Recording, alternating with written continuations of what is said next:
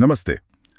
पिछले कुछ दिनों में आपने ध्यान दिया होगा सोने और चांदी की कीमतों में एक बड़ी गिरावट आई है। हाँ हाँ बिल्कुल, काफी तेज गिरावट रही है ये। मतलब कुछ ही दिनों में सोना लगभग 8,500 रुपए प्रति 10 ग्राम नीचे आ गया और चांदी तो करीब 30,000 रुपए प्रति किलो तक। हाँ, और ये खासकर तब हुआ है जब हमने हाल ही में सोने चांदी को बिल्कुल रिकॉर्ड ऊंचाई पर देखा था। तो ये बदलाव काफी शार्प है। बिल्कुल।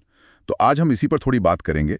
हमारे पास देखिए कई सारे सोर्सेज हैं, जैसे good returns, money control, PTC news, FX leaders वगैरह से जानकारी है। हाँ। तो चलिए समझते हैं कि आखिर ये हुआ क्यों और अब आगे के संकेत क्या लग रहे हैं। पहले जरा आंकड़ों पर एक नजर डालें। जैसे पिछले हफ्ते ही 17 अक्टूबर को सोना करीब 1,29,584 रुपए के आसपास था। हाँ, वो पीक था लगभग। और 24 अक्टूबर तक वो 8,455 रुपए गिरकर 1,22,419 रुपए पर आ गया। काफी बड़ी गिरावट एक हफ्ते में। जी, और अगर हम वायदा बाजार यानी एमसीएक्स की बात करें तो वहां भी 24 अक्टूबर को गोल्ड फ्यूचर करीब 1,639 रुपए नीचे आया था। ओहो। हाँ, और सिल्वर फ्यूचर में भी उसी दिन 2,732 रुपए प्रति किलो की गिरावट देखी गई। वो लगभग 1,45,780 के लेवल तक पहुंच गई थी। और अंतर्राष्ट्रीय बाजार में क्या हाल था, स्पॉट मार्केट का? वहां भी स्पॉट गोल्ड $4,100 प्रति ऑन्स के नीचे चला गया था और चांदी भी वो $49 प्रति ऑन्स के आसपास ट्रेड कर रही थी। तो गिरावट तो मतलब हर जगह थी। तो इतनी बड़ी गिरावट के पीछे वजह क्या रही? मतलब कोई एक चीज हुई या कई सारी चीजें एक साथ हो गई? देखिए, दिलचस्प बात यह है कि इसके पीछे ना कई कारण एक साथ काम कर रहे थे। कोई एक सिंगल रीजन नहीं है। अच्छा, जैसे? सबसे पहली और शायद सबसे बड़ी वजह जो लग रही है वो है मुनाफा वसूली, मतलब प्रॉफिट बुकिंग। अच्छा, प्रॉफिट बुकिंग। हाँ, क्योंकि सोना चांदी हाल में बिल्कुल रिकॉर्ड लेवल पर पहुंच गए थे, है ना। तो जिन लोगों ने पहले कम दाम पर खरीदा हुआ था उन्होंने सोचा कि भाई अच्छा मौका है, प्रॉफिट बुक कर लेते हैं। हाँ, ये तो लॉजिकल है। जब इतनी तेजी आती है तो लोग मुनाफा निकालते हैं। बिल्कुल। और जब बहुत सारे निवेशक एक साथ बेचने लगते हैं तो फिर कीमतों पर जोरदार दबाव बनता है। सही बात है।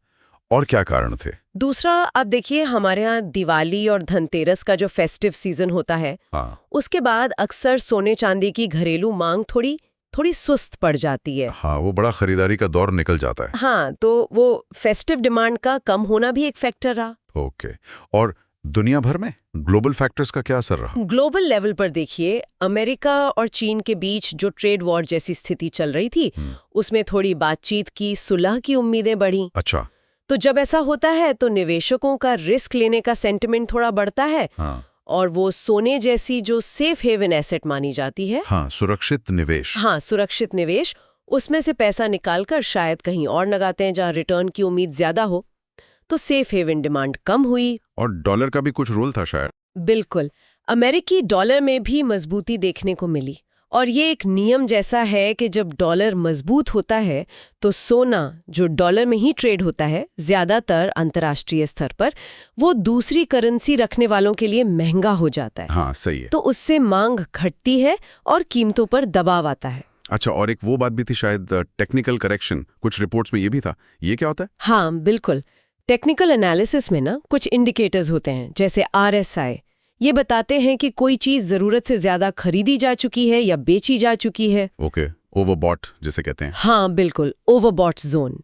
तो कई एक्सपर्ट्स का मानना था कि सोना और चांदी तकनीकी रूप से ओवरबॉट हो गए थे, मतलब बहुत ज्यादा खरीदारी हो चुकी थी। तो एक करेक्शन, एक गिरावट वैसे भी ड्यू थी। समझ गया। तो ये सारे फैक्टर्स मिल गए, प्रॉफिट बुकिंग, फेस्टिव डिमांड कम होना, ग्लोबल टेंशन का थोड़ा कम लगना, डॉलर का मजबूत होना और ये टेक्निकल वाला मामला, सबने मिलकर ये गिरावट लाई। तो ये तो हो गई गिरावट की वजह। अब आगे क्या? मतलब यहाँ से बाजार किधर जा सकता है? एक्सपर्ट्स क्या कह रहे हैं? देखिए, आगे की जो दिशा है वो कुछ खास चीजों पर बहुत निर्भर करेगी। सबसे पहले तो वही अमेरिका चीन ट्रेड वाली बात।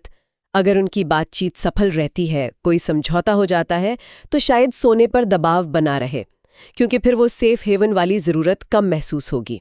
और अगर टेंशन बढ़ती है तो? खबरें तो रूस यूक्रेन तनाव की भी आ रही हैं। हाँ, ये दूसरा पहलू है। अगर जियोपॉलिटिकल टेंशन्स, जैसे आपने कहा अमेरिका रूस के बीच या कहीं और, बढ़ती है तो फिर सोने को निचले स्तरों पर सपोर्ट मिल सकता है, क्योंकि टेंशन के माहौल में लोग फिर सोने की तरफ भागते हैं। सही है। इसके अलावा अमेरिका के जो इकोनॉमिक आंकड़े आते हैं, खासकर महंगाई के आंकड़े, जिन्हें सीपीआई डेटा कहते हैं, उन पर नजर रहेगी। अच्छा, उनका क्या असर होता है? अगर महंगाई बढ़ती है तो सोना हेज की तरह काम करता है, लेकिन अगर फेडरल रिजर्व महंगाई रोकने के लिए ब्याज दरें बढ़ाने का फैसला करता है तो फिर सोने के लिए नेगेटिव हो सकता है। तो फेड का फैसला बहुत अहम होगा। और वो टेक्निकल लेवल्स की बात करें तो कोई खास लेवल ध्यान में रखने लायक? हाँ, कुछ रिपोर्ट्स के मुताबिक जैसे MCX गोल्ड के लिए अभी फौरी तौर पर ऊपर की तरफ 12,46,000 के आसपास एक रेजिस्टेंस है, मतलब वहां बिकवाली आ सकती है, और नीचे की तरफ 12,23,000 के आसपास एक सपोर्ट देखा जा रहा है। ठीक है। तो संक्षेप में यही है कि गिरावट के पीछे कई वजहें थीं। प्रॉफिट बुकिंग, फेस्टिव डिमांड का घटना, ग्लोबल टेंशन कम होना, डॉलर की मजबूती, टेक्निकल करेक्शन। पर यहाँ एक दिलचस्प सवाल भी खड़ा होता है ना? हाँ, क्या? कि देखिए, इस तेज गिरावट के बावजूद अगर हम इस साल का अब तक का रिटर्न देखें तो सोने ने करीब 30 से 50% तक का रिटर्न दिया है अलग अलग रिपोर्ट्स के हिसाब से। हाँ, ये बात भी सही है। ओवरऑल तो काफी अच्छा रहा ऐसा। बिल्कुल। तो सवाल ये है कि क्या ये गिरावट सिर्फ एक जरूरी करेक्शन है, एक ठहराव है इस बड़ी तेजी के बाद, खासकर जब दुनिया में अभी भी इकोनॉमिक अनिश्चितताएं तो हैं ही, या फिर ये कीमती धातुओं को लेकर निवेशकों के नजरिए में कोई बुनियादी बदलाव का संकेत है? ये सोचने वाली बात है। हाँ, ये सवाल आने वाले दिनों में सोने चांदी की चाल समझने के लिए काफी अहम हो सकता है।